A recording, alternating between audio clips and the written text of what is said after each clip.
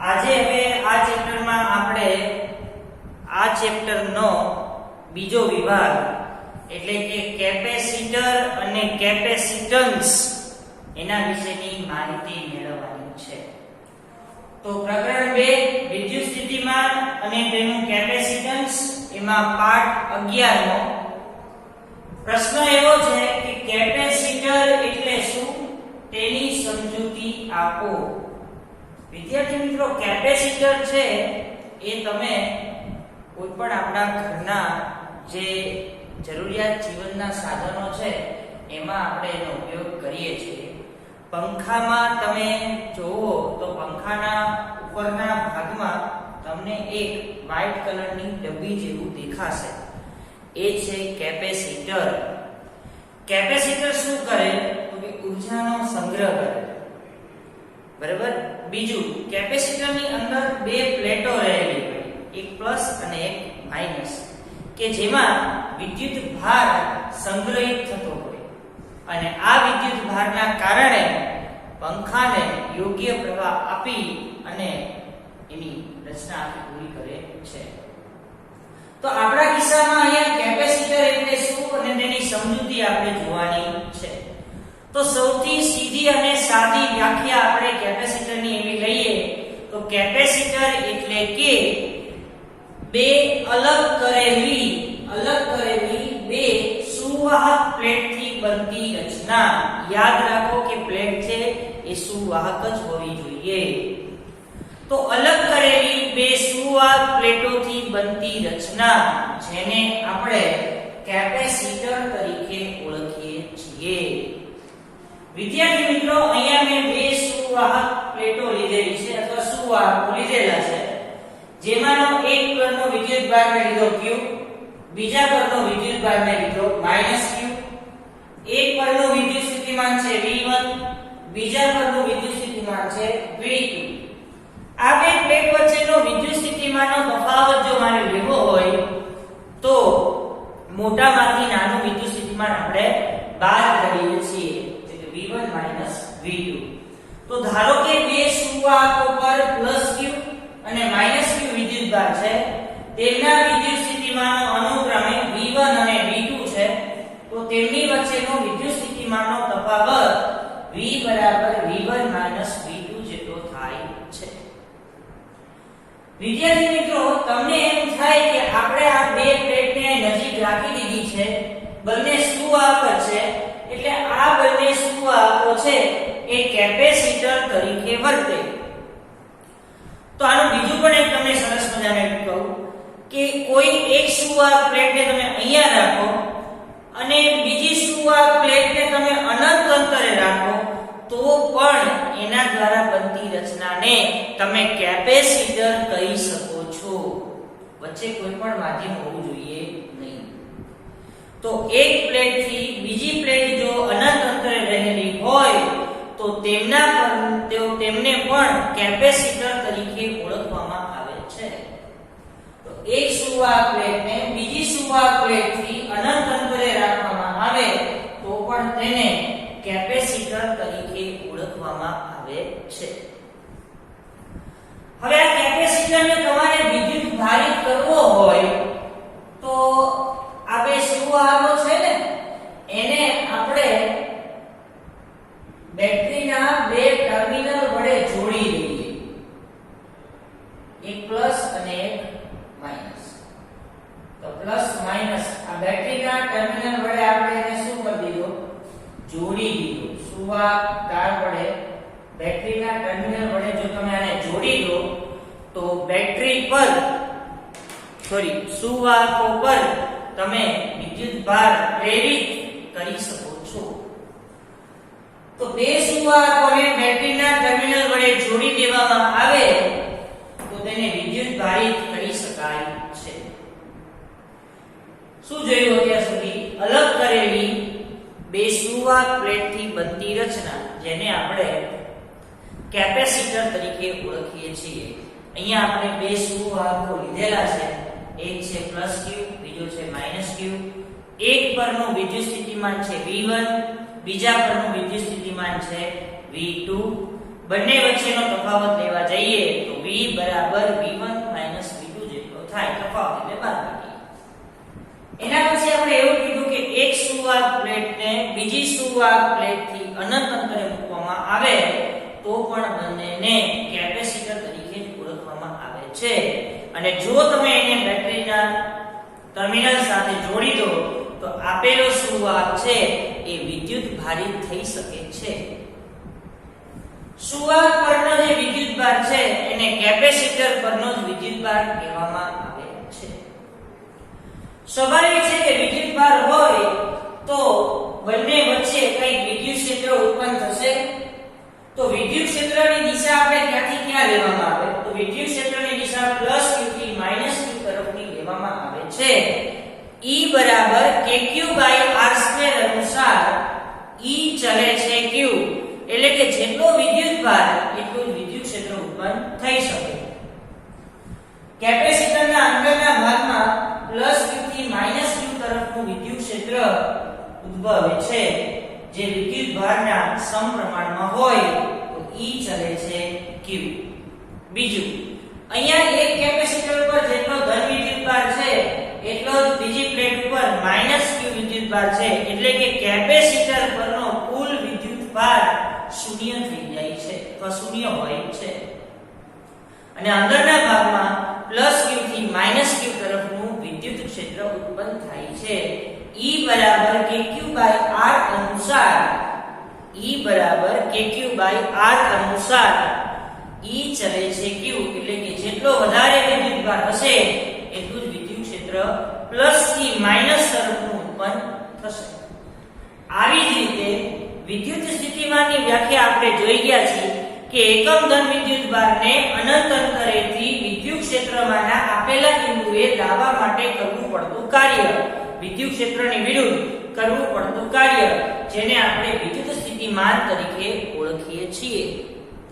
એનું આપણે સમીકરણ જોઈ ગયા v બરાબર kq/r. તો અહીંયા આપણે એક પ્લેટ પરથી વિદ્યુતભાર બીજી પ્લેટ ઉપર લઈ જવો હોય તો અંદરના ભાગમાં જે વિદ્યુત ક્ષેત્ર ઉત્પન્ન થયું છે એની વિરુદ્ધ આપણે કાર્ય કરવું પડે, એટલે કે વિદ્યુત સ્થિતિમાન પણ અંદર ઉત્પન્ન થઈ શકે.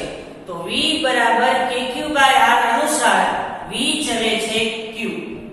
તો વિદ્યુત ક્ષેત્ર પણ વિદ્યુતભારના સમપ્રમાણમાં થયું અને વિદ્યુત સ્થિતિમાન પણ વિદ્યુતભારના સમપ્રમાણમાં થાય છે. તો વિદ્યુત સ્થિતિમાન એટલે કે વિદ્યુતભારને એક સુવાહક પ્લેટથી બીજી સુવાહક પ્લેટ પર લઈ જવા માટે કરવું પડતું વિદ્યુત ક્ષેત્રની વિરુદ્ધ કરવું પડતું કાર્ય છે, એટલે વિદ્યુત સ્થિતિમાન પણ વિદ્યુતભારના સમપ્રમાણમાં હોય છે. v ચલે છે q. હવે સ્વાભાવિક છે કે q તો અચળ જ છે, જેટલો ધન વિદ્યુતભાર છે એટલો જ ઋણ વિદ્યુતભાર છે. તો v પણ કેવો રહે? અચળ જ રહે, કારણ કે v ચલે છે q. q જો અચળ રહેતો હોય તો v પણ કેવો રહે? અચળ જ રહે.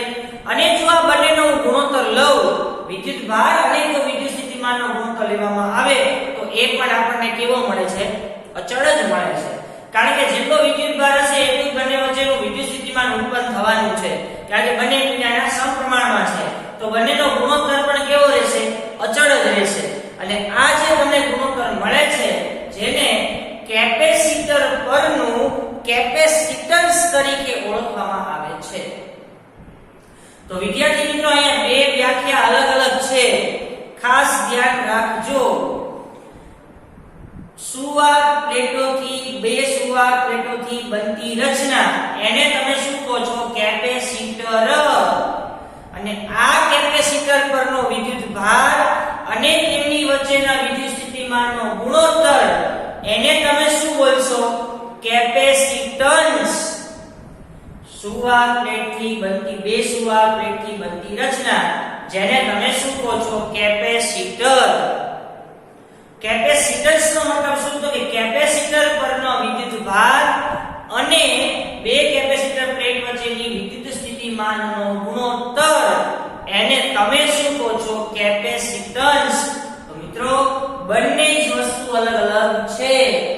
તો આપેલા સમાંતર પ્લેટ કેપેસિટર પરનો વિદ્યુતભાર અને વિદ્યુત સ્થિતિમાનના તફાવતના ગુણોત્તરને C એટલે કે કેપેસિટન્સ કહે છે. આનું સૂત્ર C બરાબર q ના છેદમાં v. એકમ શું થશે? કુલમ્બ ના છેદમાં વોલ્ટ. પણ કેપેસિટરની રચના છે એ માઇકલ ફેરેડે નામના વૈજ્ઞાનિકે કરેલી હતી. એટલે એનો બીજો એકમ થશે ફેરેડે. અને આપણે કુલમ પ્રતિ વોલ્ટ ક્યાંય એકમ લેવાનો નથી. કેપેસિટરનો એકમ આવે એટલે તમારે ફરજિયાત ફેરેડે નામના વૈજ્ઞાનિક પરથી તેનો એકમ ફેરેડે લેવાનો થશે. વિદ્યાર્થી મિત્રો, ફેરેડે એકમ લેવાનો થાય તો કેપેસિટરના નાના એકમ શું થાય? મિલી, માઇક્રો, નેનો અને પાઇકો. તો કે 1 મિલી એમ ફેરેડે, મિલી એટલે 10 ની -3, માઇક્રો એટલે 10 ની -6, નેનો એટલે 10 ની -9 અને પાઇકો એટલે 10 ની -12. તો આ થઈ ગયા એના નાના એકમો. બરાબર? બીજું અહીંયા મેં લખેલું છે કે સાદા કેપેસિટર તથા ચલિત કેપેસિટરની સંજ્ઞા દર્શાવો. તો વિદ્યાર્થી મિત્રો, આજે મેં પહેલી ડ્રો કરેલી છે એ છે સાદું કેપેસિટર. યાદ રાખો કે બેટરી માટે તમે જે સિમ્બોલ વાપરો છો એ આવો સિમ્બોલ તમે વાપરો છો બેટરી માટે, પ્લસ માઈનસ. જે મોટો છેડો છે એ પ્લસ છે, નાનો છેડો છે એ માઈનસ છે. આ જે સંજ્ઞા તમે દર્શાવો છો એને તમે બેટરી કહો છો. પણ આપણા કિસ્સામાં કેપેસિટરની સંજ્ઞા આવી છે. બંને પ્લેટો તમારે સરખી જ દર્શાવવાની. બરાબર? નજર ખોટું પડશે. તો સાદા કેપેસિટરની રચના છે એમાં બંને પ્લેટ એક સરખી જ મેં ડ્રો કરેલી છે. એક પ્લેટ પરનો વિદ્યુતભાર છે પ્લસ, બીજી પ્લેટ પરનો વિદ્યુતભાર છે માઈનસ. આની કિંમતમાં તમે કોઈ જાતનો કે ફેરફાર કરી શકતા નથી. એક વખત તમે સાદું કેપેસિટર કોઈ ઇલેક્ટ્રોનિક ઉપકરણમાં જોડી દીધું પછી એની કિંમતમાં કોઈ જાતનો કે ફેરફાર થાય નહીં. અને ચલિત કેપેસિટર છે એમાં જો આપણે વચ્ચે એરો દર્શાવેલો છે, સંજ્ઞા તો એ જ છે પણ વચ્ચે મેં એરો દર્શાવેલો છે, એનો મતલબ કે તમે આ કેપેસિટરની કિંમતમાં ફેરફાર કરી શકો છો. તો આ સાદું કેપેસિટર છે જેની એક વખત કિંમત ફિક્સ થઈ જાય પછી એની કિંમતમાં તમે ફેરફાર કરી શકતા નથી. જ્યારે ચલિત કેપેસિટર છે એની કિંમતમાં તમે ફેરફાર કરી શકો છો. યાદ રાખો, કેપેસિટર એટલે કે બે સુવાહક પ્લેટથી બનતી રચના જેને તમે કેપેસિટર તરીકે ઓળખો છો. અને આપેલા કેપેસિટર પરના વિદ્યુતભાર અને વિદ્યુત સ્થિતિમાનના તફાવતનો ગુણોત્તર એને તમે શું બોલશો? કેપેસિટન્સ. અને કેપેસિટન્સનું સૂત્ર શું થાય? C q ના છેદમાં V. એકમ શું લેશો તમે? વિદ્યુતભારના છેદમાં વોલ્ટેજ, એટલે કુલમના છેદમાં વોલ્ટેજ. બીજો એકમ એનો શું થાય? તો કે આ જે સાધન છે, આ જે ઉપકરણ છે એને માઇકલ ફેરેડે નામના વૈજ્ઞાનિકે શોધી કાઢ્યું હતું. એટલે એની નામની યાદમાં એનો બીજો એકમ થાય ફેરેડે.